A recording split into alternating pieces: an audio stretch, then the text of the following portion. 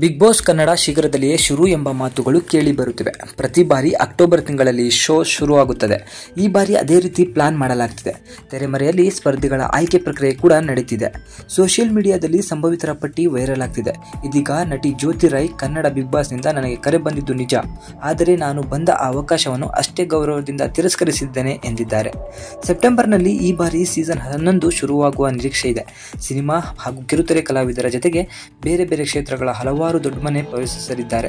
ವಿವಾದಾತ್ಮಕ ವ್ಯಕ್ತಿಗಳನ್ನು ಸಾಧ್ಯವಷ್ಟ ಮಟ್ಟಿಗೆ ದೊಡ್ಡಮನೆ ಒಳಗೆ ಸೇರಿಸುವ ಪ್ರಯತ್ನ ಕೂಡ ನಡೀತಿದೆ. ಅನುರಾಗ ಸಂಗಮ, ಜೋಗುಳ, ಗೆಜ್ಜೆ ಪೂಜೆ, ಲವಲವಿಕೆ, ಕನ್ಯಾದಾನ, ಪ್ರೇರಣಾ, ಕಿನ್ನರಿ, 3 ಗಂಟು, ಕಸ್ತೂರಿ ನಿವಾಸ ಸೇರಿ 18ಕ್ಕೂ ಹೆಚ್ಚು ಕನ್ನಡ ಧಾರಾವಾಹಿಗಳಲ್ಲಿ ಕಾಣಿಸಿಕೊಂಡಿರುವಂತಹ ಜ್ಯೋತಿ ರೈ ಅವರಿಗೆ ಬಿಗ್ ಬಾಸ್ ಆಫರ್ ಬಂದಿತ್ತು. ಆದರೆ ಈ ನಟಿ ಅವಕಾಶವನ್ನು ಅಷ್ಟೇ ಗೌರವದಿಂದ ತಿರಸ್ಕರಿಸಿದ್ದಾರೆ. ಈಗಾಗಲೇ ಒಪ್ಪಿಕೊಂಡ ಕೆಲಸಗಳ ಕಾರಣದಿಂದ ನಾನು ಈ ನಿರ್ಧಾರ ತೆಗೆದುಕೊಂಡಿದ್ದು ಅಭಿಮಾನಿಗಳ ಬೆಂಬಲಕ್ಕೆ ಮತ್ತು ಬಿಗ್ ಬಾಸ್ ನೀಡಿದ ಅವಕಾಶಕ್ಕೆ ನಾನು ಚಿರಋಣಿ ಎಂದು ಇನ್ಸ್ಟಾಗ್ರಾಮ್ನಲ್ಲಿ ಸ್ಟೋರಿಯಲ್ಲಿ ಜ್ಯೋತಿ ರೈ ಬರ್ಕೊಂಡಿದ್ದಾರೆ.